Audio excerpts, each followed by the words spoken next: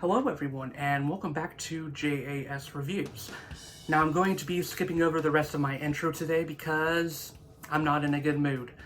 I just got back from watching a horrible movie, just finished watching it on my computer, and I am not very happy at all.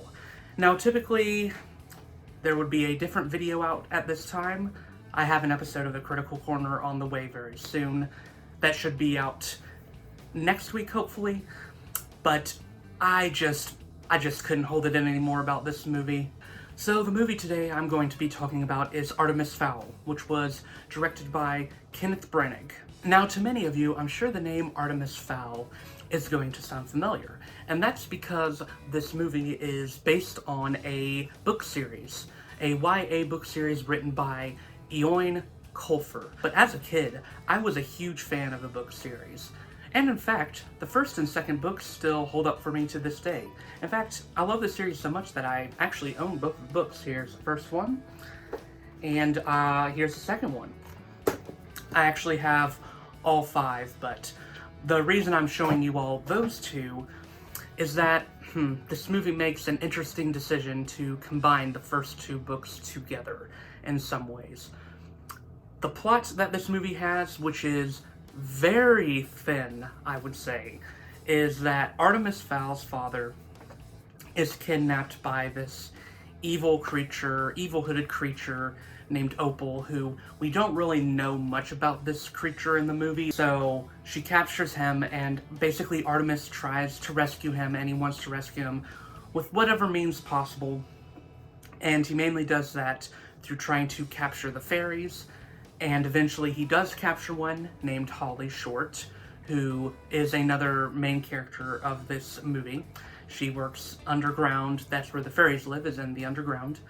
And he captures her and basically uses her as leverage to try to get the fairies to work with him, basically, and get his father out. Now, like I said, I am a huge fan of the Artemis Fowl series, especially the first two books.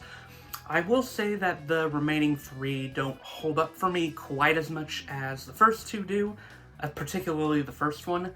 I think that this first book in particular, this is simply a really fun crime story where we have a really interesting character. What I love the most about this book that is different from your typical YA novel is that the main character is a villain here.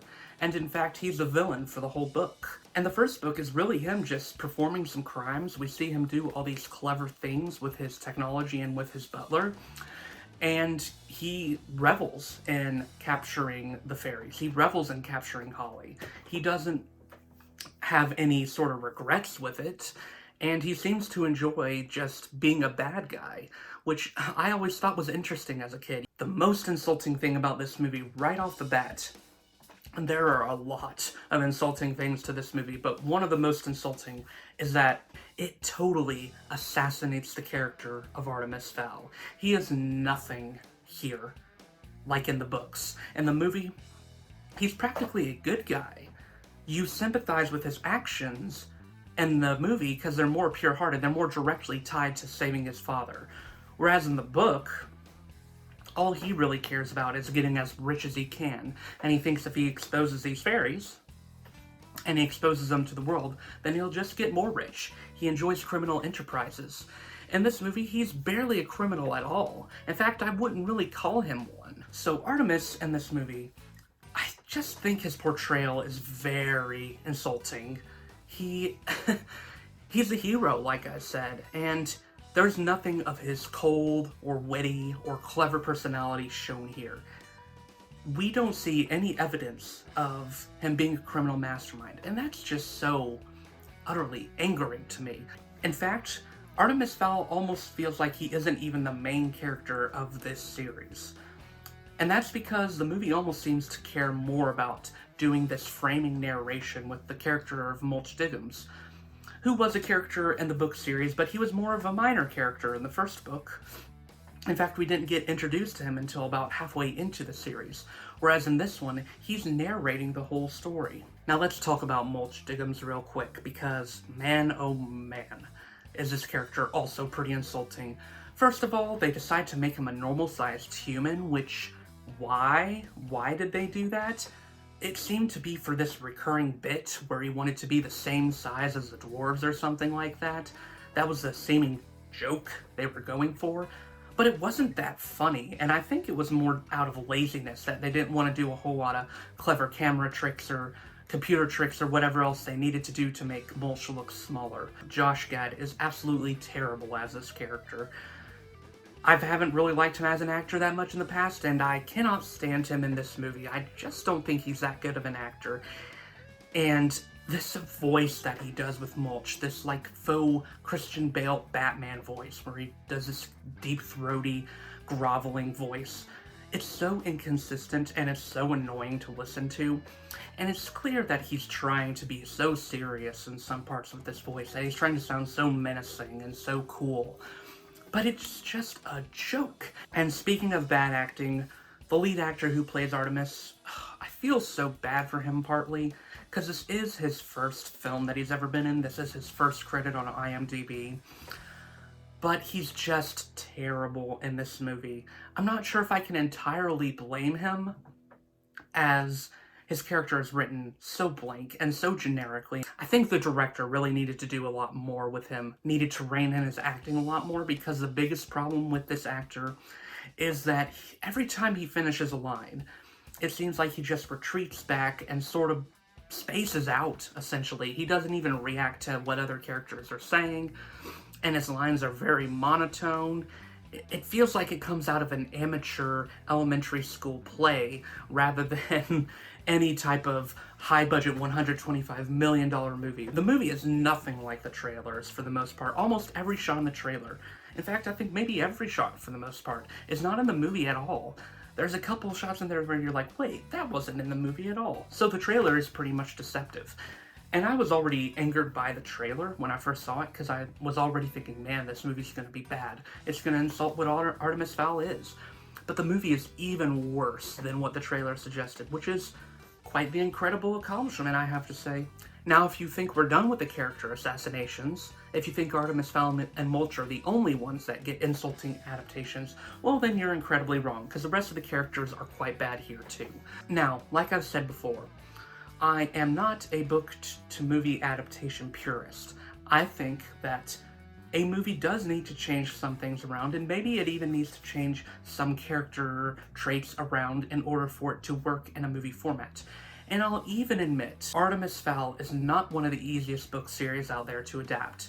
Even reading through the first one, which I did last summer, I read through the first book again, and there were parts that I realized would be incredibly hard to adapt. Some parts were really tough to visualize, and there were some things in there that I think would just be pretty tough to adapt, even in the best of circumstances. But I still argue that as a whole, Artemis Fowl would be a great book to adapt, especially if you're following it, and you're really following the most important plot points and doing them service. This movie doesn't do that, and its characters are the ones that fall the hardest. Like I said, Commander Root becomes just this generic, angry commander who is a little bit gruff and a little bit grouchy. And Foley, man, they really murder this character in here.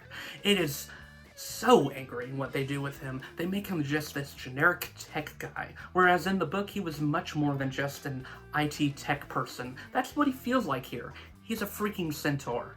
Can't you do something more interesting with him, or at least bring out his really fun, quirky personality that he had in the books? The only character here that I think is served well is Holly Short, who is played pretty well by her actor Laura McDonnell. I think Laura McDonnell is one of the only decent actresses in this film alongside Judi Dench. They're the only two who really do anything for me, and Holly Short is the only character that seemed to be at least sort of, like she was in the books. I'm so flustered at this movie, as you can tell. This is definitely more of a rant than it is a review, but this movie deserves that. It doesn't deserve a proper review because it is hot garbage. Now visually, once again, visually this movie is just not good. This movie is supposed to be taking place in Ireland. There should be all sorts of cool visual moments that you can do, but the movie barely leaves Artemis's house. The designs of the creatures, like the fairies and the goblins and the dwarves, they're exactly what you'd expect them to look like. And they actually even look pretty cringe because the CGI on some of them is so bad, particularly the dwarves. And the fairies. Oh man, the fairies look like they are wearing latex sex suits to me. So yeah, visually this movie isn't great either. And humor-wise, this movie is quite a joke. It tries to have all these jokes, all these really bad jokes. Most of them are puns, others are like punchlines or trying to have these catchy catchphrases, but all of them are just the most cringe things they could have come up with, the most by the numbers puns or jokes you can make about fairies and dwarves and whatnot. They're not remotely funny, and they really left me with an even worse taste in my mouth. And finally, plot-wise, this movie is, well, a mess. I think a mess is just the easiest word to describe. Like I talked about at the beginning, this movie tries its hardest to combine the first and the second book together. Why did it do that? I mean, come on, the first book has so much interesting content in it. Look how many pages this book is. There's enough interesting content in here to make a good movie out of this first book. The second book is about as long as the first. How did they think they could combine them into only an hour-and-a-half long movie? Somebody tell me that. The first book, like I said, its villain is Artemis Fowl. Artemis Fowl is a bad guy, and I think that would make for an interesting enough plot. But Disney, no, Disney cannot have its protagonist be bad. It can't have some moral quandaries in its story. The protagonist has to be a good guy. We have to play it safe. So, hey, that's what we're gonna do, isn't it? So yeah, I hate this movie, as you can tell. One of the most insulting book-to-movie adaptations I've seen. The last time I was this insulted by a book-to-movie adaptation was probably either The Hobbit or The Lightning Thief, and at least both of those adaptations had at least some redeemable qualities to them. This movie barely has anything to write home about. This is one of Disney's worst movies to date by far. I even hate it more than some of their live-action adaptations. Yes, even worse than Beauty and the Beast and The Lion King. Can't believe I'm saying that, but this movie managed to do that for me. If you're a fan of the books, then I'd advise you to avoid this movie at all costs, because you're just going to be utterly insulted. Believe the trailers. The trailers, even though their shots are not in the movie at all, they still show you all you need to know. That this movie is an insulting adaptation, and it shouldn't even have the name Artemis Fowl associated with it at all. 1 out of 5 stars for me, the lowest one I can possibly give. So yeah, that was my review of Artemis Fowl. What were your thoughts on the movie if you've seen them? Let me know in the comments below. I'm glad that most people seem to have a consensus that this movie is hot garbage, and of course I agree. So let me know your thoughts on the movie down below, and if you want to rant, please have a go at it. I'd love to see your thoughts. Once again, my name is James. I do reviews of both music and movies, along with the occasional commentary piece. If any of that sounds interesting to you, then please feel free to leave a like on this video, and to subscribe to my channel, and maybe even let me know in the comments what reviews you'd like to see me do next. Expect an episode of The Critical Corner very soon, and until then, I will see you all in the next video.